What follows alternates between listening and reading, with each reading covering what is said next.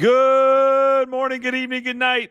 Welcome to NFT Live on the Web3 Network. It's a new week, October 16th. Yes, that is the date. I'm here with Biggie Poppins, Gift Dead. We are fresh off a GM Web3 morning show over there on X, and now we are rounding into form here on NFT Live. We're going to take you around the industry and back, hopefully within 1 hour. That's the hope, at least. I got Biggie Poppins and Gif here. Like I said, I'm gonna go around the circle. Let's go clockwise. Let's do traditional style. What's up, Biggie Poppins? What's up, brother? How you doing, man? I'm building, man. It's been I'm a good. phenomenal weekend. Good weekend. Not too many major crises. Good projects launching. Doing good stuff. Got a little pump, at least on BTC. At least on. Okay, hold on. At least on BTC, this man is being too humble right now. Winds of Yawanawa is going to be a main topic on today's episode. Biggie, congratulations to everybody on this one. I mean, just fantastic all around. Biggie, how are you feeling, man? Man, I feel great. I gotta be honest with you. I don't look at the charts, Q. I didn't even see it. It was only when I looked at the chat. I'm not kidding, dude. It was all thanks to Mike Finch, who posted it on our chat, and really congratulations to him, because he's the guy that actually fucking follows his well, I mean, I follow mine too, but as you know, mine is don't sell for a very, very long time, hence I don't look at the charts. But man, Mike, you're a badass, dude, because very few people actually fucking commit to a plan, an entry and an exit point, and actually execute. And that man is a disciplined person and worthy of people following him, whether on Frentech or on Twitter. Great person. So congratulations, Mike. And thank you for letting me know. I mean, I'm not selling anytime soon, but it sure does feel nice. I will say. So we've come full circle here with Biggie Poppin shilling Frentech keys. I'm sure he's not in Frentech yet, but dude, yeah, no. It takes a lot of cycles to get to that point where you're like, look, I got to test my conviction. I'm really surprised, Biggie, with the run up that we had. It was up to like 14 ETH. At some point, it's just extra liquidity. You know, you're holding on to what you're holding on to, but like maybe even selling one. Like it would tempt me to not. But you're a long term holder, so love it. Yeah, 100%. And like, there's always like the risk reward, right? Like the metadata hasn't been released yet. Right now, people that are trading are either like Mike, who's got an entry point, is just, you know, cold about it, or other people who are like trying to speculate, right, visually looking at these pieces and wondering which is more rare than the other one. I don't know, like, it's a risky proposition. I'm not built for that shit. It's too nerve-wracking, and I feel comfy just holding, honestly. Like, whether it comes down again, as we've seen other times, I think this is a piece for my kids. Okay, I want to get into that. That's a very rare stance to have, I think, for a lot of collectors in the space. I do want to get to Gift Ed real quick.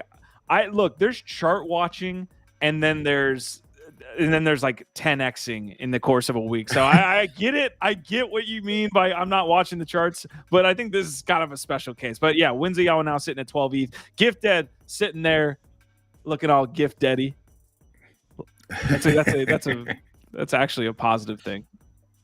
I'm not throwing shade. Is that an adjective? I don't know. You're over here calling Winds of Yawanawa Carbonara. So look, before I get into this, we have to remind everybody, of course, that this is not financial advice. Let me pull the mic a little bit closer. Nothing we talk about here should be misconstrued as financial advice. And I'm going to try and get through this before I sneeze. But yeah, just know that everything we talk about is found publicly on the internet. It's all public opinion, or it's all opinions of us. Yeah, do your own research. All right, I said it. I'm going to pull up what we're talking about here for those who are unaware. Mike Finch got in around 6 ETH and then got out around 14 ETH, apparently. That's more than a 2x. So I don't know about a 10x Q, but more than a 2x, 2.5x almost in just a couple days. And so, yes. But he didn't get in at mint. No, I know. I wasn't talking some people, some people might have. So Biggie, for instance, not selling, definitely a rare case right now. I think in the short term, again, not financial advice, we're probably going to see a dip from the traders and the speculators that are like, holy shit, I didn't even expect it to go that far that fast. I'm going to get out and take my wins. But after we see a dip, we're probably going to see more strength and accumulation on this, because now the conversation around this is like, is this the next Fidenza? I fucking hate that term so much. I mean, it's like these comparisons are ridiculous, but just the fact that that conversation is happening around a new project is very bullish and optimistic, right? So that's what I think will happen. I think you'll see a short-term sell-off. Maybe it dips back below 10 ETH, something like that. Maybe it gets back down to 7 or 8. I don't know if it goes that low again, frankly. But from there, if I had the liquidity and I was a betting man, I'd be probably picking up one of these. Here's the other thing: they're just fucking beautiful, to be honest. Like, I know that's kind of the simp train right now. It's actually good art. Beautiful. Is it beautiful at 12 ETH? It's beautiful at 1 ETH. I don't know, but yes, it to me aesthetically, it's just fucking amazing. Yeah. Well, and the MoMA agrees, Q, that Rafik makes good art. All right. That's a watershed moment in and of itself, right? But I agree. Right. They are mesmerizing. There's just so many. No, go ahead. No, I think there's just so many components to it that make it so unique, right? I mean, aside from the fact that MoMA acquired a piece by him right at the time that he released this Genesis collection, which is the first time like collectors are able to, acquire one of his his dynamic pieces. And not to mention that the audio component is also generative, unique, and one of one to each piece. Yeah. That is very cool. It's a once in a lifetime kind of situation. And so, yeah, I think you will see. And I mean, I don't think I'm that rare, to be honest, Q. Like there's definitely, a good chunk of the collectors of Winds of Yawanawa that are long-term holders, right? And I've seen, of course, there's a lot of people asking whether they're going to sell, and these questions go along, but I think I'm in good company. There's a lot of people that are in it for the long haul, and I think it's just the correct thing to do. If you think about where this artist is going, the places that you will see him displayed, 9 other spheres being produced, and the fact that there's only 1,000. Only 1,000. It's not a lot. It's just a no-brainer for me. And honestly, even if you told me it's like, okay, flip it for 14 ETH, what are you gonna do with those 14 ETH? I mean, I honestly don't have a better. That's the other part of the next conversation. No, thanks. There's other artists. There's always an opportunity cost, right? 100%. But I don't know. I'm blessed to be in a situation where I don't necessarily need that liquidity, and I would much rather have that in the long-term vault. You're very blessed at this point in the market cycle to be in that situation. All right, I'm gonna talk. I want to hit the comments really quick, because folks, we are trying to keep these NFT lives to an hour. We're kind of messing around with the way that we want to have this content kind of go out to y'all, and try to figure out how we best get more folks into this this beautiful thing that is NFT live. We know that more content is coming out on X. We obviously have been hosting this show on YouTube for so long, and we want to grow it. We want to get, I think everybody's voice within this community gets to be amplified if we continue to amplify the network and all these different things. So we're trying to experiment with different things. If anyone is an SEO expert or just wants to have a conversation with the team, we are having these combos at this point. So I think what that looks like going forward is we're going to try to shorten these episodes to about an hour. We might try to experiment with going live, specifically maybe on X as they roll out their features there. So we're just experimenting there. Just want to give you guys some insight as we build out the network. But let's get to some of these comments. Easy and Crypto was first saying OVOT. Choin is saying OVOT. Good to see some folks here that are OGs in the house. Pudgy is saying, good morning, Vietnam. Yes, that is. I'm glad you picked up on that. DP is saying, what up? Let's see. Choina, knowing Biggie as a long-term guy, I'd assume he's not a chart watcher. Congrats, Biggie. Did Choina also said, did Cointelegraph announce a Winds of Yawanawa ETF? No, but we will get to something else that is there. Prodigy, but I did hear about Winds of Carbonara ETF actually did just drop. Marinara season 2. Prodigy saying, see you at 85 minutes deep, with Q saying we're going to wrap up in 5 minutes. Any last words? No fake. And Super Arsenal finally with the next Fidenza comment, because we are in that meta. Apparently, we're right at that spot with Winds of Yawanawa. We need to be asking that question. Sure. All right. Okay, NFT Live. We are going to get into all of the different stories. We had a breaking piece that I want to very quickly get into with y'all, just quickly. And then we did have some news on Friday, because we obviously don't do these episodes on Friday either. So we want to kind of recap there. Memeland coming through here. The captain's ecosystem saying busy October starts today. Nothing. There's an announcement. Nothing has been put out. This was at 12:27, so almost little more than an hour ago. We got this announcement from Memecoin and Memeland there. So interesting on that front. We did have some other breaking news on Friday. It looks like the Blur Foundation is trying to put a proposal in to raise a Blur marketplace fee and do a buyback there on the Blur token. The Blur token's been obviously severely affected by the distribution to the team, to the investors, all these different things. It's just wrecked. So introducing a systematically induced buyback and burn for Blur Daily. That's also important. They want to burn those tokens that they buy back.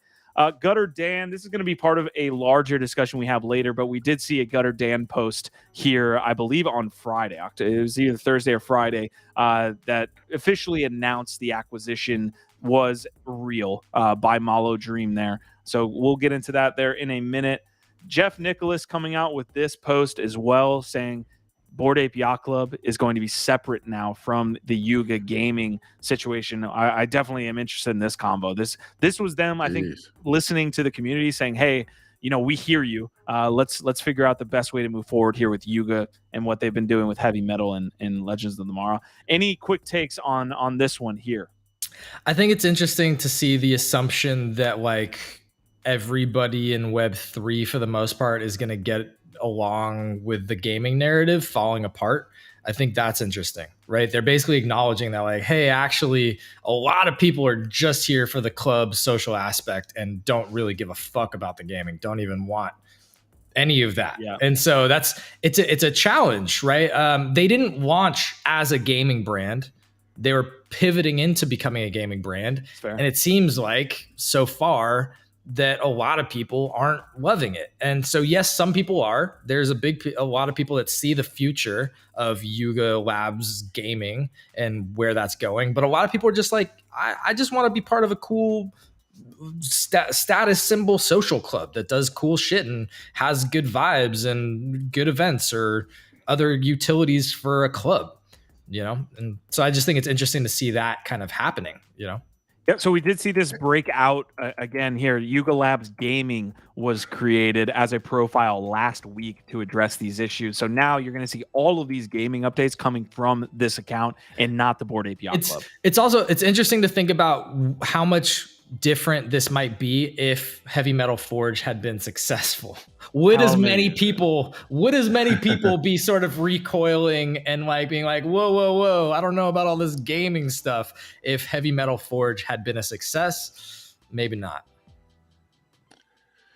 I think, I love this announcement, honestly. And I mean, from what I understand, it's not like they're severing ties. They're just segmenting the different aspects of this ginormous fucking project and that it is, right? But I think that's really important. That's very cool. And I do think that they should definitely double down on their community, which is, been renowned for being one of the strongest in the space, I'm all for it, dude. Fuck yeah.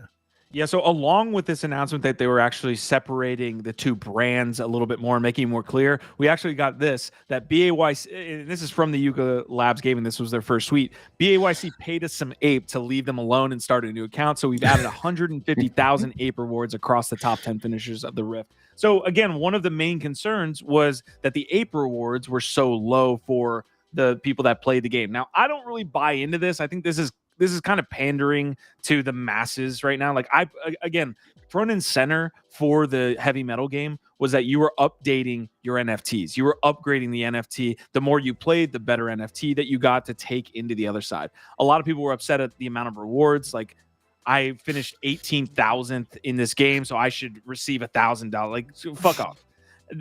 So they're pandering a little bit, but I actually love it because the wording, all this stuff is early BAYC vibes to me. I know that's simping, but it does feel like they are starting to understand, hey, we need to bring back a little bit of the club atmosphere, to Gift Dead's point. Yeah, and I'm not going to glaze them too hard on this, but it is exciting to see this move, and I think that they realized immediately from the community feedback that like this was an opportunity to show that grinding in these games and playing these games is really cool and interesting and valuable. And they kind of like didn't use that moment to make it feel really cool and exciting and valuable. And so they're kind of course correcting a little bit here on a number of fronts. But that's the good part, is that hopefully they took that feedback to heart and they're like, yeah, we're spending hundreds of thousands of dollars every few months just on an ApeCoin council. Maybe we should put more of that, or put more into making these games valuable experiences for those that are grinding them. It matters. It matters. All right, Felipe is saying, hope I didn't miss Gift's financial advice. No, that is to come, sir. We will see. Troy is saying, I've said that for a long time. Yuga obviously has deep ties to gaming, but I was very surprised when they moved their BAYC arm into gaming. Makes so much more sense to keep BAYC social. I wouldn't be surprised to see an actual real-life exclusive club for BAYC owners opened in Miami. Yeah, they probably just they pivoted a little bit too hard, too fast away from what initially made them great. And so this is a course correction for them, which is good. A lot of things happening at once. I think Gutter Cat Gang, we mentioned this morning, like it's actually it can be negative if you have a lot of negative things happening in a row. But we did lose Gordon, and we did bring on Daniel Allegre, who is not from the grassroots. He's a fucking CEO of Activision Blizzard, which has a crazy announcement this week too. But I think that they were starting to feel that, man. They were like, okay, people are kind of pushing back against Allegre himself not being from the community. So yeah, they're making all the right moves to kind of wrap up this discussion. I think they're seeing the community feedback and they're moving and they're iterating quickly. So yeah, good to see you on that front. All right, the last two pieces from last week that I wanted to hit on. We're not going to dive too deep because it's hard to get into that complexity chasm, but 10KTF is going to have a new collection. It's going to be called the Grailed. So we'll maybe dive into this across the week as we kind of go. I would love to have a 10KTF folk like maybe Keegan and bring him in to talk what is happening with the Grailed. And then lastly, one of our favorite Web3 games, Parallel, came out with this announcement saying Planetfall pre-sale October 28th. More details coming soon. I don't think we've seen any other. They're still talking about the planet. So they keep tweeting more details coming soon. No details as of yet, folks. All right. Any thoughts on any of those other stories? I guess we can make our way into the biggest piece. What's up? I'm actually very excited to see what 10KTF does with the Grailed PFP, because this has been one of the most like drawn out, anticipated drum rolls for a PFP collection. And we know that they've got like top quality art, storytelling, there's lore, there's going to be utility and integrations into the other side. So I'll just say, without like digging super deep into trying to understand everything there, I'm actually very, very excited, because I'm hoping, I'm giving them the benefit of the doubt that whatever they do is going to be actually interesting and not just feeling like another PFP that we don't need, right? Like so many projects launch without having a why, like they don't even need to exist. And I'm hoping that this one feels like, oh, there's a lot of there's a lot of reasons for this to exist. It's cool. It's different. So I'll just say that, but I also wanted to call out something really quick, because we do have some breaking Pudgy news.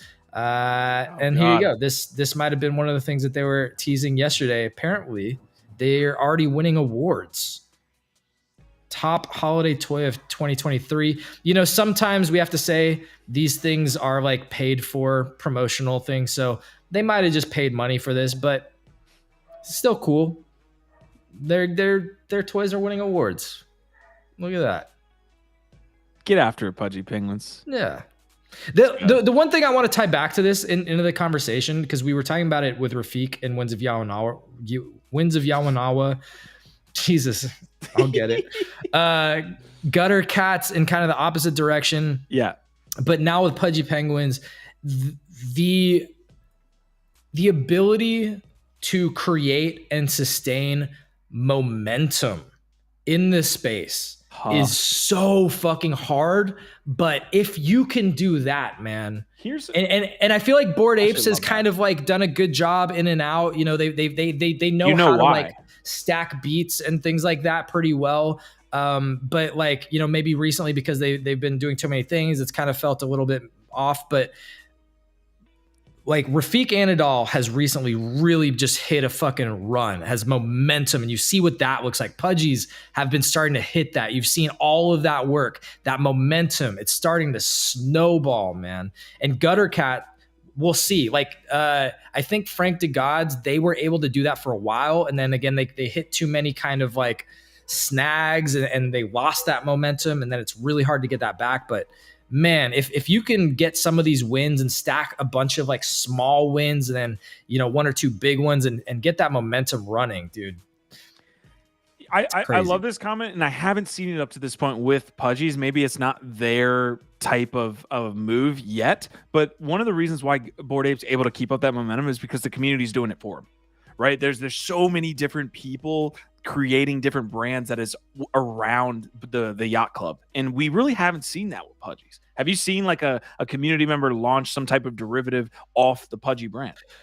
Well, yeah, I think a lot of people are. We maybe just don't pay as much attention to a lot of them, but like one really high profile one is Jack Butcher did a Pudgy Penguin collaboration / derivative. And then more recently, we just heard, I believe, that Gutter Cats is going to be doing a Pudgy Penguin. So it's like there's definitely community members just creating Pudgy Penguin fan art and things. It's probably just not usually things that we spend a lot of time on. But yeah, has anybody gotten to the level of like Bored Apes when it comes to community support and engagement? I don't know. I don't know if anybody's gotten to what they achieved. Okay, we do have some comments from the episode last week. Felipe saying it was cool to see Gabe Weis last week on the show. Y'all should bring Wes Henry on sometime. I actually think they're friends in the scene and whatnot. Yeah, Gabe Weis sold out his drop, so that was really cool. I think 2 minutes. I think everybody's diamond handing this. Correct? I haven't seen anybody. I haven't seen that many sales on secondary. Dude, Snowfro jumped in and purchased a couple, quite a few notable awesome. Artists went in and picked up some of his pieces. I was totally jinxed. I was ready with the buy button, and right there and then, Nifty Gateway fucking decided to, log me out and make me do it all over again. And by the time I was in with 2FA, they were all gone. So there is just a 1 week window. So only a few days left on this. Actually, 4 days left. If you wanted to take part in the burn mechanism, you have to burn 5 of these blame games. And there's been 5 burns, which means that 25 of the 260 collection have been burned, which means that it's down to 235-ish. And unless I'm mistaken, this is a really tough thing to see, because as we dive into this, I'm over here on OpenSea looking at secondary. The unique ownership 6%. Maybe that's tough. That may mean that the people that got there early maybe bought it, or some people just bought several. Damn. Or maybe a bunch of people collected multiples on the secondary, but there's not that much on secondary. There's only been 2 sales on the secondary. Yeah. I mean, it's not that high supply. So if people are super bullish and they wanted to get in on it, I mean. Yeah, I don't know how many are listed, though. I don't think we see that many listings. Yeah. You can probably see them here better, right? Like on Nifty Gateway, like on the marketplace on Nifty Gateway is probably where you'll find them. I saw them. They're ridiculously priced now. But I'm happy for them, man. It's a cool collection. It was fun. And I mean, there's something to be said. Like, I mean, you see it also with Chris, right? And Neon Cat. Like, I think many times when artists do things in a lighthearted, fun way, they just work out, right? Especially during this bear market. It's cool to see. I mean, it says floor price $26 though. Is that real? I mean, if so, shit, that's not that expensive. All right, we got to move on to the next topic here. I appreciate you giving that call back though, Felipe. Thank you for keeping us on top of our story game here. I do want to get to the biggest topic of the day, likely this happened really early this morning. A lot of people were still sleeping when the news broke.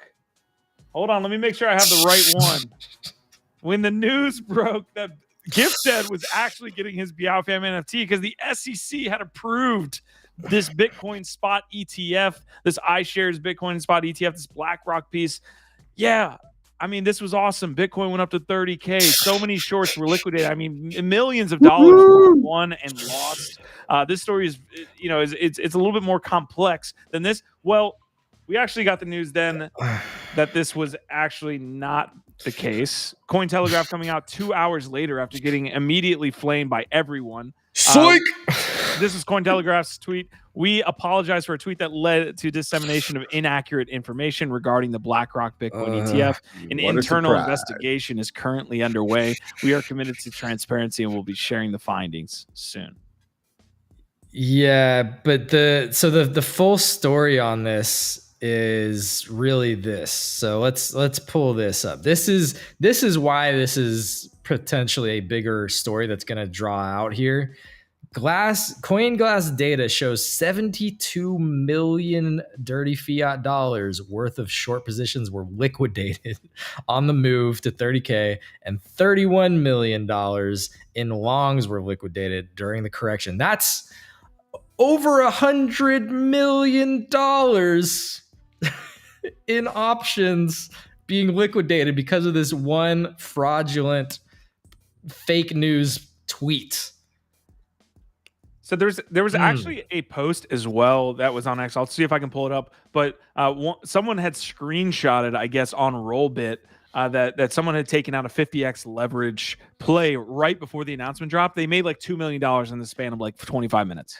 So so then the speculation starts to become, was there some insider who was able to tweet something or get something tweeted or maybe hack them? Maybe this was a hack that, somebody was basically, or maybe an old intern. Yeah, like they would maybe an old. But was somebody basically leveraged up and just knew that they could make some quick money with the volatility? It's an interesting situation unfolding. Never a dull day. I will say the response to the fake announcement. What if we actually do get a real announcement about a Bitcoin ETF? You see the amount of interest around this spot Bitcoin ETF and what will happen if we do get something approved. Yeah, but you better verify. Don't trust verify on that, right? When it does happen. Man, there's so many different parts of this to pick at. The social media need to be first and not actually to spread misinformation at the cost of literally hundreds of millions of dollars, maybe. Classic just to be Wall first Street move, though. and get engagement. And then, the whole maybe market manipulation happening. There's so much of this that you on its face, you're just like, oh, that's just bad reporting. But no, there's so much implication to just something like this. All right, we opened up the episode today talking about Winds of Yawanawa. I do want to spend just a little bit more time talking about just the phenomenon, to be honest, where we see it going. But to me, one of the major stories on this is just that we're getting this in a bear market. People are saying liquidity is not there. People are kind of saying everybody's wrecked. This does feel like a huge W to happen now. I mean, people minted this. When was the mint? 3 months ago for, I think, 2 ETH. And so 2,500. So it was like 1.5. 1.5 ETH, and you see it run up all the way to 14 ETH overnight. It was one of those Bored Ape moments that you got in the bull run, right? You were just like, oh my God, refresh, and it's up another 5 ETH. It's crazy. Like, that stuff does not happen in a bear market that often. So this phenomenon that's happening with Winds of Yawanawa is wild to me. Let's get any other points, and folks that are in the comment section as well, in the community, give us your take here, because we're just going to touch on it for a little bit longer. But guys, what's going on, man? Like, just give me your last takes here on Winds. Man, I'm elated about it because it proves out a good chunk of the reason why I'm here, right? Like, now, mind you, I'm not 100% solely a fine art collector, but I would say it's one of my primary motives to being in the NFT space, right? Like, and seeing MoMA purchase, his piece also validates this thesis. It validates Proof's thesis, that it is a unique value. It's something that could not exist until crypto came along, right? Where you can have this provable scarcity, random provable scarcity, where you can, it's a whole new canvas, right? And seeing MoMA recognize it and seeing so many people embrace it is really heartwarming to see, because that it feels good to be right sometimes. Like, we know that in this space a lot of people love to spread FUD or just naysay anything that comes along, right? But this has been Proof's central thesis, and not just Proof, Grailed DAO, Flamingo DAO, like so many, like a really big art blocks, of course, right? Like, this has been the central thesis of it all along, right? Is that this is a new paradigm shift, a new canvas in art that could not exist, until we had like smart contract distributed ledger technology, right? And to see institutions start recognizing it and embracing it, and people collecting it and diamond handing it, just tells you what we've discussed here with Jared Paz, not too long ago, where, like, I don't know where this next bull is going to come from, right? Whether it's going to be tokens or gaming, but I am really confident that once this next bull run is winding down and we enter another bear market, value will continue to go to these types of projects, fine art, like solid production, right? It's beautiful to behold. Biggie's already thinking about the next bear market. That's some long-term thinking right there. Hazi saying, I sold mine for 10 ETH yesterday right before it started running. Ask me for professional advice next time. Listen, this is why this is kind of crazy, because we're having bull market discussions inside of the bear. Like, we're talking about somebody who is likely up fairly large, but could have gone a little bit higher. Like, that's the same discussions we were having 2 years ago. It's almost worse than like not minting. It's not, because good for you. You just made it back. But everything Biggie's saying, I agree with. And to take it further, one of the big prognostications that we've made here is that, this year was going to be a massive watershed moment for generative art. I think that's coming true. I think you're seeing it happen in real time. The acceptance of generative art from traditional art institutions like MoMA, projects like this, and artists like Rafik and Dimitri, Tyler Hobbs, Jack Butcher, Claire Silver, others, just people like that are really starting to transcend Web3 and become important artists in the world. And yeah, I mean, we could talk about this forever, but the one other thing that I think is really exciting to come out of this was last week when we saw a 75 ETH loan go out, like basically a Rafik Anadol fine art NFT be used as collateral for a large loan. And I think this is huge because fine art paintings, saw it for a pipe also. Picassos. Yeah, so Picassos and fine art, etc., have been accepted as collateral, as actual real assets that can be collateralized against for generations, for I don't know how many hundreds of years. You know what I mean? And that is a big part of the thesis, is that art on the blockchain, especially fine art and one of ones from established artists, is legitimate. Like these are real assets that matter. And when you start to see financial institutions believing that, I mean, it's real. Like you can't say it's not real at this point when people are starting to literally put money behind the future value of these things and say, yes, we will escrow and hold on to this asset for you. So I think it's a huge deal. Yeah, so I want to pull up a couple more things, then I want to move on here. First of all, we mentioned the floor price being 14 ETH. Well, there were higher sales. You can see Roger Dickerman's here, 48 hours of art that he puts out on Mondays post the weekend. The metadata hasn't even come out. High sales of 2220. Biggie, do we have any insight quickly on what traits, or I wouldn't even say traits, like what are these larger sales and what are they surrounding? Is it just people's personal preference? Do you see anything on that front?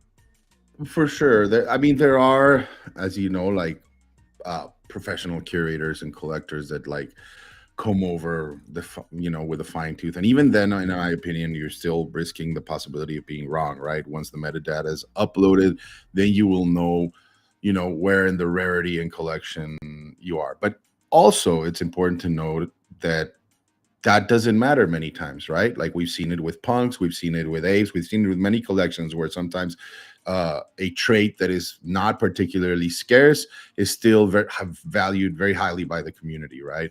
So I think that's what you're seeing there. A good source of information is Astam Cloud, like Jared Paz's partner from Collector's Corner.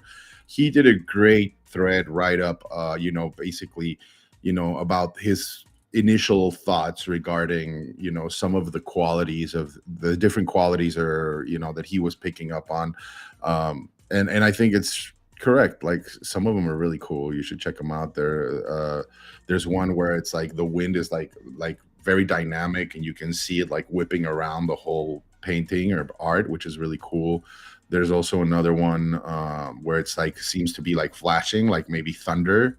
And then also obviously, right, like the ones that depict like a full flower, obviously, or like a lot of variety and color, come at a premium, right? At this moment, I'm still waiting to see what happens once the metadata comes out, and I'm sure some of it will dump again for a brief, second or two. But we'll see. You're muted. All right, the last thing I'll touch on here is going to be just showing you guys a little bit of context here. Machine Hallucinations is one of the top collections now that is on the one-day chart as well. So Rafiq, people are picking up everything Rafiq, right?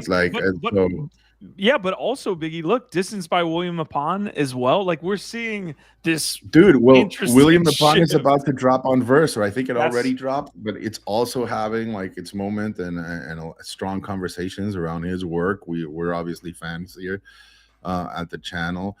But yeah, man, like this bear market, I think, if anything, has highlighted to a lot of people in the NFT space to take this sector of fine art very seriously, because it's a lot more stable, it's got much more lasting value, and I just find that it's easy to collect. And I think one important thing that we haven't mentioned is also the community behind these artists, right? Like when you talk to people that like collect squiggles, go to the Squiggle DAO and talk to people that are just passionate about squiggles. It's not easy. Like, I mean, even though you can buy a squiggle right now, see how many are listed. Very few. It's not just the fact that people are diamond handing these collections, right, for posterity, for their kids, or because they want to flip them way down the line. They're collecting them also because the communities behind these artists are super strong, interesting, and I might add, they are a great source of alpha. because you have people with great eye and great talent there talking about art.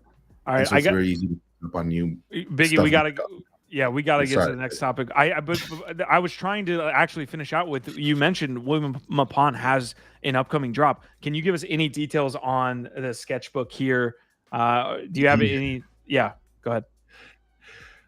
Yeah, it's a drop they're doing with Pace Verso. I'm not sure what the quantity is going to be, but it's William Mapan, folks.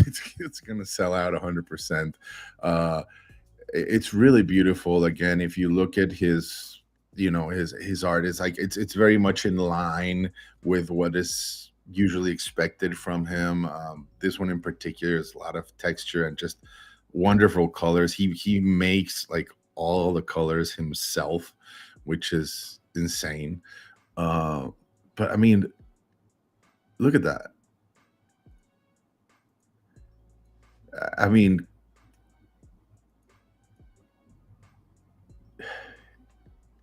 you can't look at his work and not like feel confused, right? Like that's what happens to me whenever I see Mapan's work. I'm like, no, he hand drew that. He painted that. Like this is not a generative art. How the fuck is he doing this, right? And I think that's why he's self-celebrated. I mean, aside from the fact that he's got phenomenal taste and his colors are just very unique. All right, we'll wrap up here with playing 30 seconds of this and then move on to the next story here. But we are trailer maxis here on the channel, so we might as well hit some. Let's hear from William himself. I think it's about finding the thin line between the computer and a human, and how to communicate between both worlds, like the world of machines and the world of humans.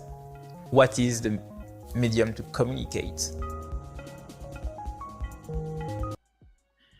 I will link that so you guys can take it. It's about 5 minutes. So again, we can't spend the whole episode watching it, but I will link that for y'all to take a look at. Yeah, William Mapan dropping here relatively shortly. So I will link us easy in crypto. I got you, brother. All right, we're going to move on to the next story here.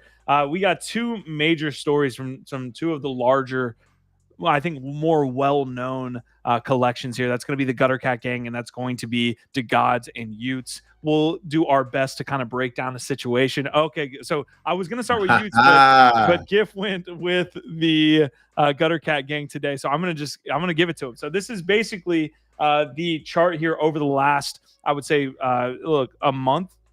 Gutter cats, rats, dogs, pigeons have gone through the roof since the announcement of the new ownership. That is directly from NFT stats. We also have this tweet from Luca saying it's hard not to support people who put their money where their mouth is. Excited for our talk, Malo Dream. Happy to finally be part of the gang. We did show you the post earlier from Gutter Dan, basically the co-founder of Gutter Cat Gang, the previous face of that collection. Now it is going to be this man, Noah, aka Malo Dream, who's going to be taking the Gutter Cat Gang into the future. What that means, that's the debate, obviously, but the entirety of the collection is doing extremely well. That's down all the way to the clones, all the way up to the OG collection. Yeah, really wish I'd held on to my gutter assets that I floored in the last couple months. You threw in the gutter. Pay rent. Yeah. If you zoom out, it's not that. It's not great. If you zoom out, I was like, I lost my ass on. Look, I'll say this: my whole trajectory with the gutter has been interesting, and I will always love gutter cats. As much as we've criticized them for things that they've done or haven't done, etc., like the reason we talk about them so much is because we do care. And there's an interesting facet of this, like how much of this is literally just nostalgia. Like how much of what's driving this is just people want to get back into the gutter because they loved it originally. I fucking sit here repping this shirt and loving this shirt because the very, very first flips I ever made in the NFT space were my two gutter cats. It was the very first time that I was like, this is real. this whole fucking JPEG world that I'm sitting here playing around with, putting money into, and I'm sitting here, literally just spending all of my waking hours in clubhouse rooms talking about this technology and the creativity and the opportunities to make cool shit. When I got some gutter cats, and then all of a sudden, like within a week of picking up 2 gutter cats, was able to flip them for like, I think I made 3 ETH or something in a week. That was literally the first taste of like, this is not a joke. People, like, this is a real thing. And that, like, so that was the first time that I ever flipped anything and felt the sort of the, maybe you could say the gambler's high, but also the validation that like, oh, this isn't, it's not just crazy in my head.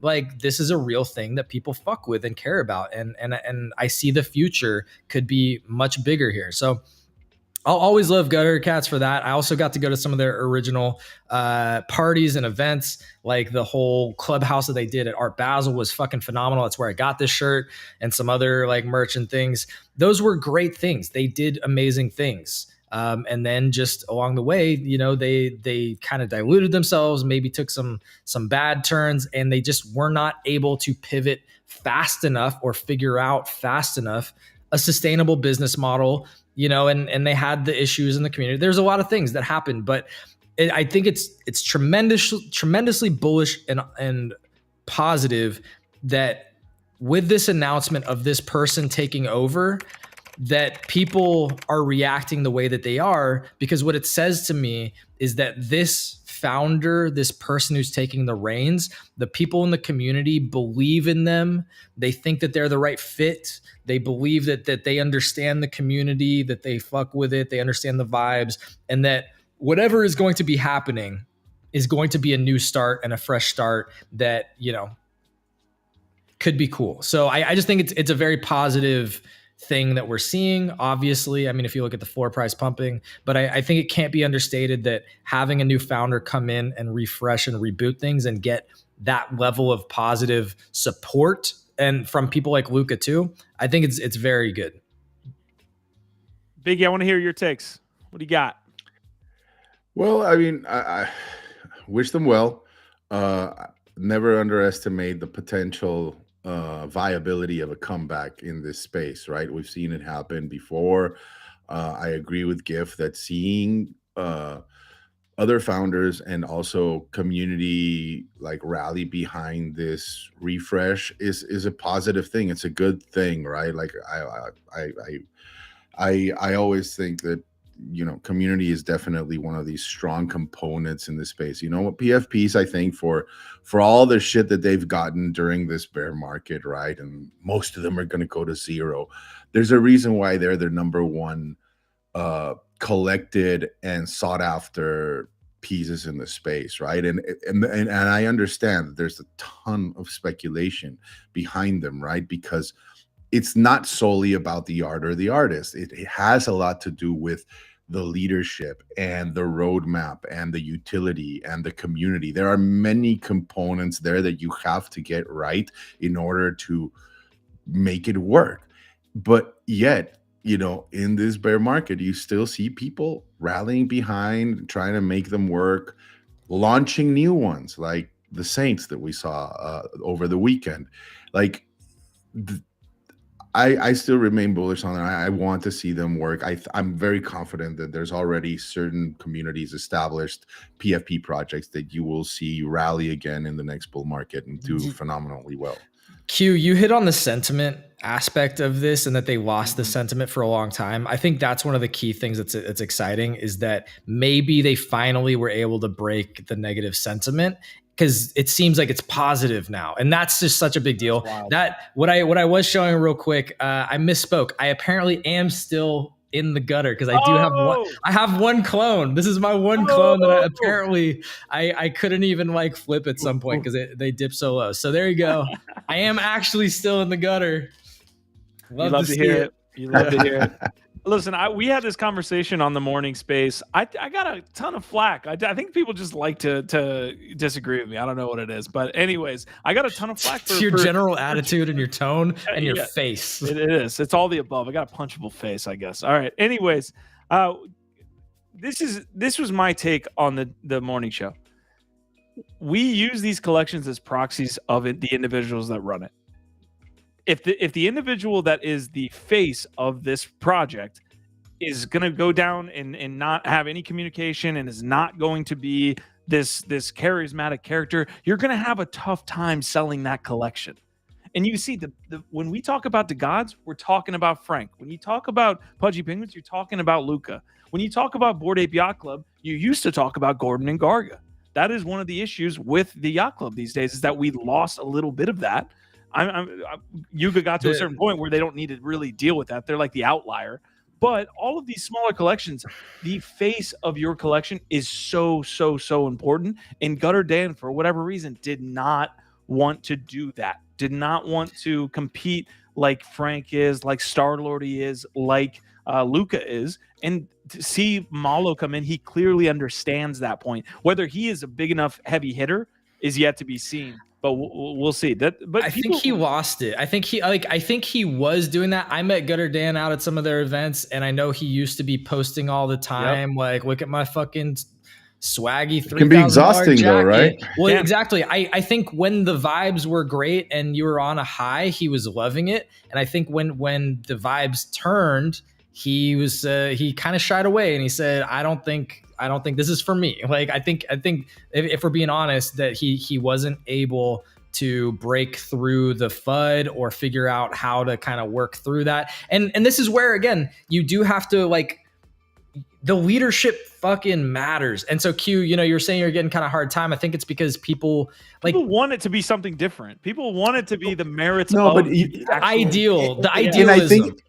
And I think that the issue there in our spaces was that a lot of people were talking and wanted to like highlight the artists, right? And like you see it in the art world as well. Like I had these conversations in Marfa where certain people were like, well, such and such artist is going to make it because he's working his ass off. He's really good at social media.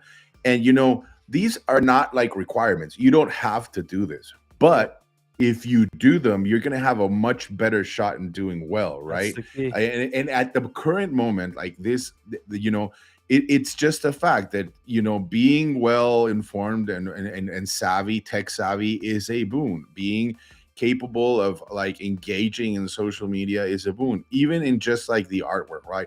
But I think that is just ratcheted up to an almost must have, like you say, Q, when you're dealing with projects that are now PFP projects and that are actual like businesses, right? Where with an art component attached to it, but that also have to deliver a certain utility or on certain roadmaps or promises. It's almost impossible to not engage. It's just you can't hide in a hole and be like a lone wolf entrepreneur. Not yet, at least. Biggie, this ties in so well with the next collection we're going to talk about, which is DeGods, because it feels like DeGods and Gutter Cat Gang in a way were these projects, and obviously they're on different levels. I think DeGods is consistently at another level with Gutter Cat Gang. We'll see where that goes. But both projects probably do better in an environment where royalties are still intact, because basically what's happening with DeGods is you make money off of volatility. If you make money on trading, you're making money off of volatility. That's buying and selling of the collection. If you can get your collection in the news by bridging to Solana and bridging to all these different things, you make money. And I believe now those are glorified housekeeping tasks, I believe. Yeah, we'll touch on that here in a second. But Gutter Cat Gang feels like a quintessential PFP. A lot of projects are here. 90% of projects got to a point where it's like, fuck, we lost royalties. What the hell do we do? What do we do? Yeah, which sucks, because to the sentiment piece, the Gutter Mellow situation with the shoes that they were dropping, if Luca launched it, he would have been seen as a genius. Gutter Dan launched it, and they got no fanfare. They got no sentiment because the sentiment's so bad. They're building on quicksand. Yeah, I got a lot of thoughts on this. I do think in those spaces, people are way too idealistic on what we're trying to accomplish in this space and how to accomplish it. I would love for it to be a certain way, but it's not. Yeah, it is what it is. All right, any last thoughts on Gutter Dan? What are you cheesing so hard for over there? Are you getting DMs? What's going on, Gifted? So, like, I wanted to just back up what you're saying, Q, that like without royalties and without a sustainable business model, so many of these projects are basically dead dead in the water. And it just reminds me of a favorite scene from a favorite show about the underpants gnomes. I don't get it. You see, phase 1, collect underpants. Phase 2, phase 3, profit. That's it. That's what many of these NFT projects are. It's step 1, sell NFT. Step 2. But again, it goes back to what profit. you're talking about, right, Q? It's like the jockey is so important, right? Like his track record for delivering, his performance, the way he communicates, and the milestones they hit as they go along are crucial, especially now when it's a no royalty environment. It's just a fact. Prodigy saying, well, last time Q was trying to big up the GCG, they came for his head. So yes, they had a fucking legit community. That's why if you're sitting there and you're like, why are we spending so much time on Gutter Cat Gang? I know that they're in the news and all this stuff. Like GCG was a huge fucking deal back then, and they just fell off. They're the quintessential example of just falling the hell off, whatever that means, for whatever reasons. I think there's multiple, but there's yeah. a lot All right. of them. Any last thoughts? We do want to move on to the last topic here of the day, or at least a couple, because we're getting up to that point, fellas. I'm going to try to keep us on track here. 55 minutes and 37 seconds and counting. Yeah, it's just another awesome case study of an acquisition with new leadership coming in. We get to watch how it goes, and we're all hopeful that it goes well. All right, I do have the next piece, but before we get to that, I just really quick breaking news. It looks like Bored Ape Yacht Club teased a little bit more of that Bape collection here. It looks like to be 1 in 1,000 here of the physical. I think it's going to be like I don't think it's going to be a hoodie. I remember the Bape teaser was like some type of long sleeve sweater or something like that. We're yet to know exactly what the BAYC Bape collab is, but we'll continue to follow it. The other thing, fellas, there's something in the water right now. There's something in the look at this chart. This is Ether avatars. This is Oni forces up to 0.8. I'm pretty sure it's birth control pills that's in the water. MFer, Digidoc. I mean, everything's up. I'm feeling a little bullish, man. The vibes are pretty heavy today. CyberKongs is up. Good Lord. All right. Let's move on to the next piece, though. That is going to be the Ute bridging. So essentially, kind of laying the foundation. Ute has been all over the map. If you think about Forrest Gump and him running all around the U.S. and he had his followers, that's what the Utes have been on a journey, man.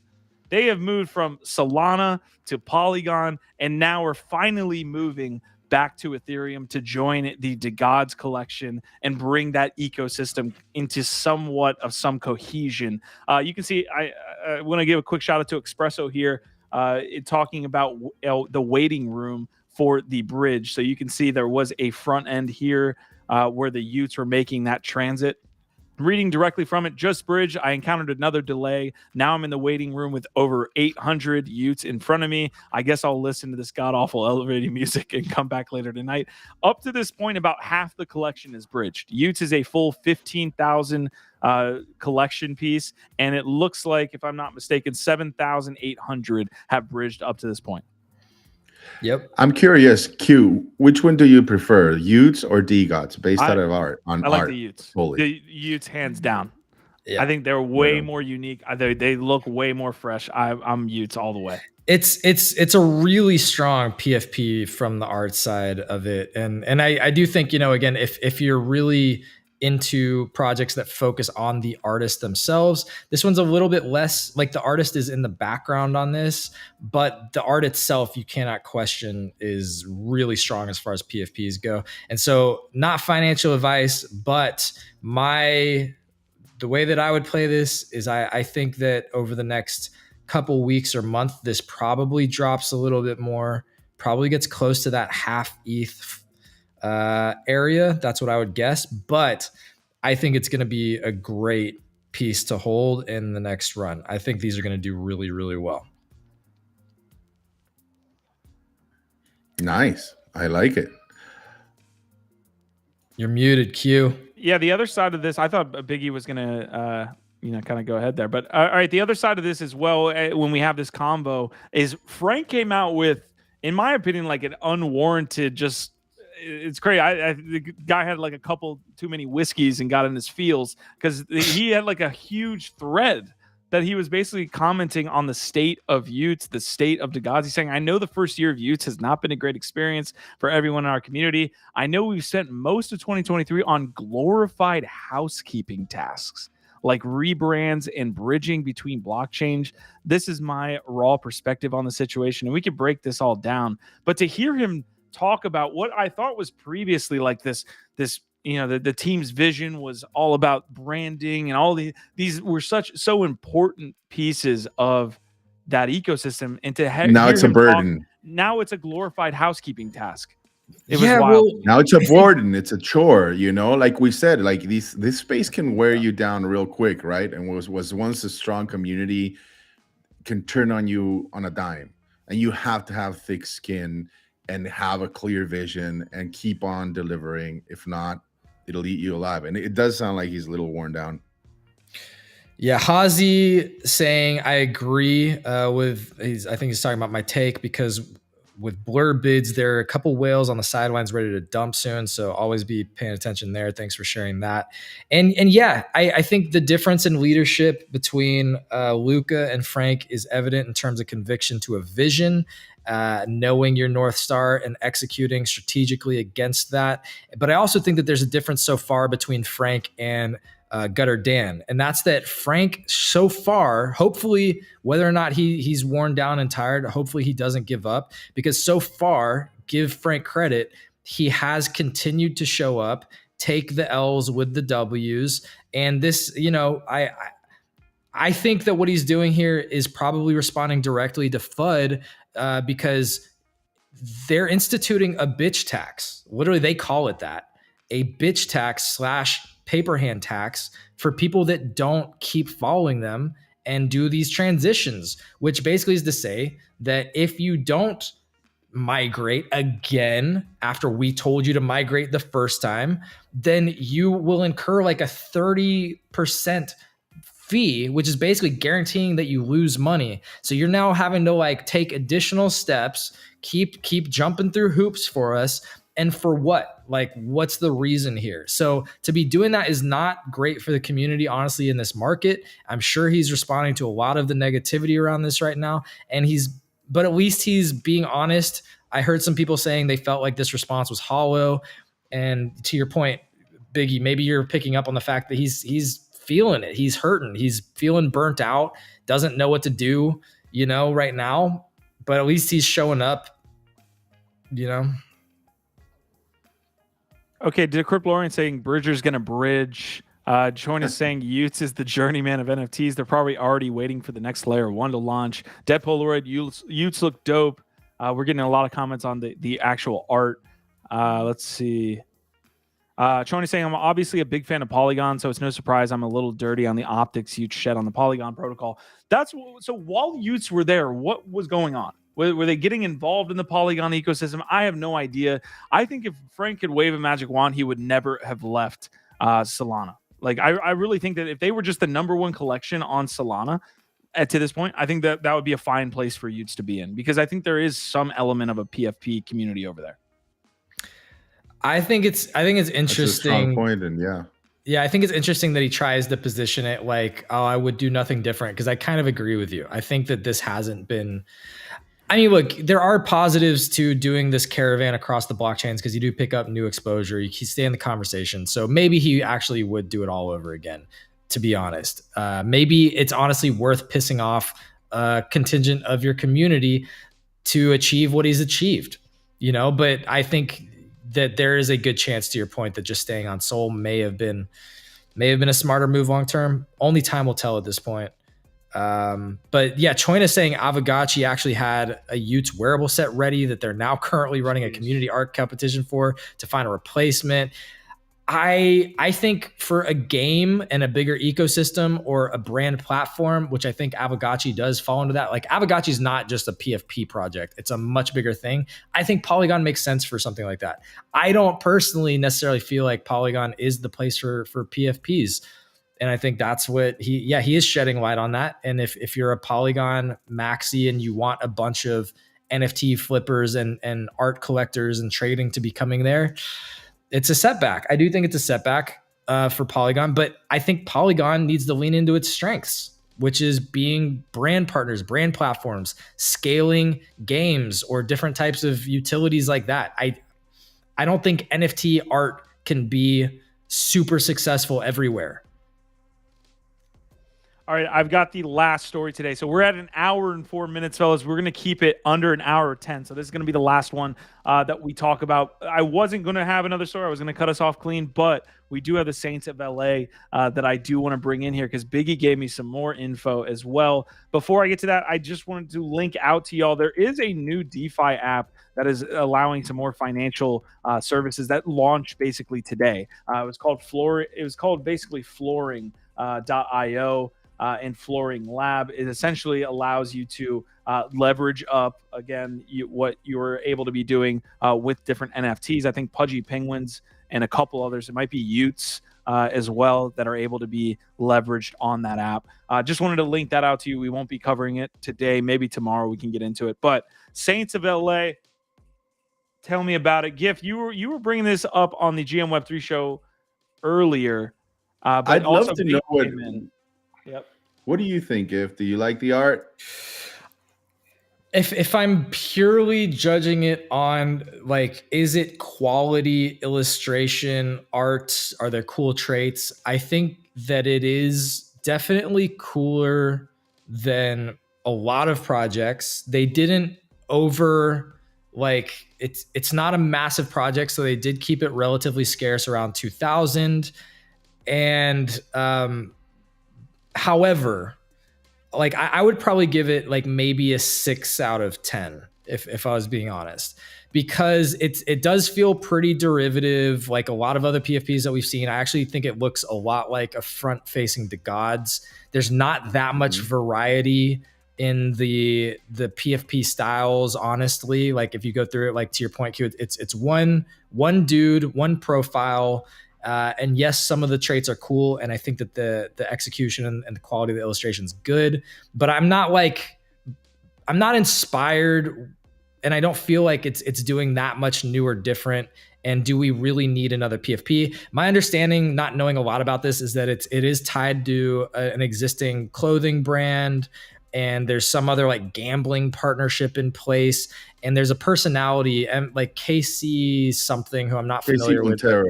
Casey Montero. Like, I don't know much about this person, but apparently they're an established person. So it has good things going for it.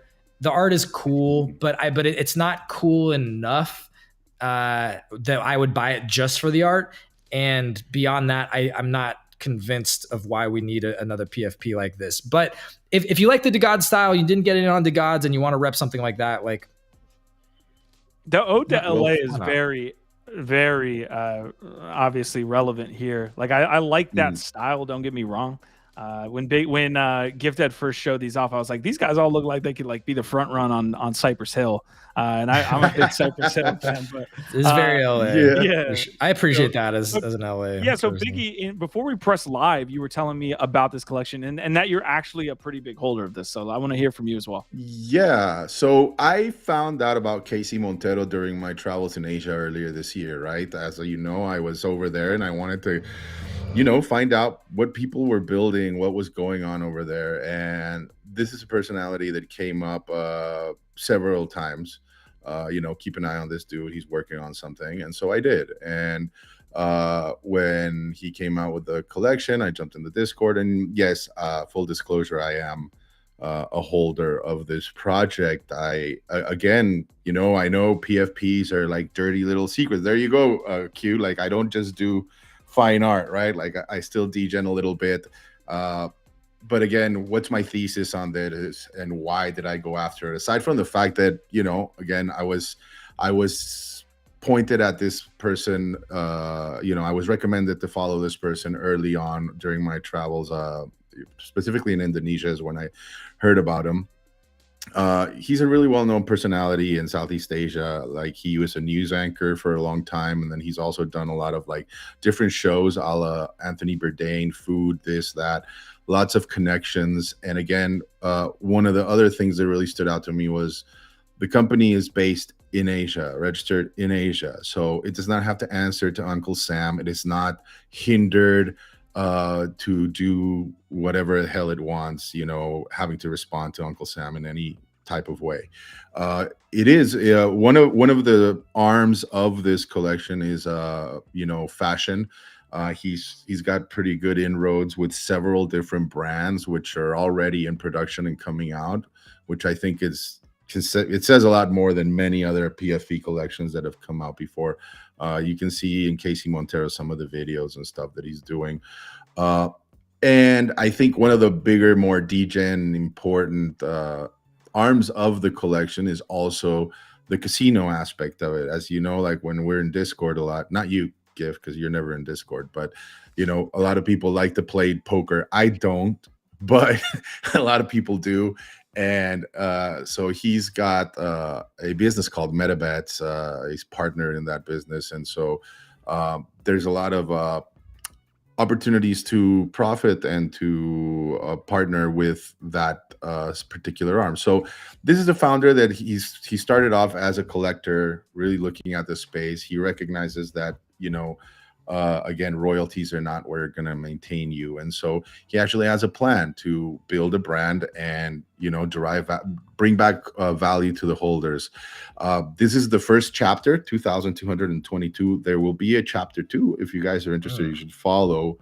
There will be a chapter 2 mint down the line. And I spoke to him. He'd be happy to come visit us on the show or on the spaces at some times and talk a lot, talk a little more about the project. But it's somebody that, again, I find very interesting, is also, very ballsy to come out with a collection in the bear market. Like you said, kind of very much playing off of the DeGods look, though I think, again, even there, like much more focused, right? Skater, surfer culture, LA branding, a lot. I feel like it's got a lot more potential for branding. And then, well, the fact that it's also based in Asia and that it, it's got that casino component was very attractive to me.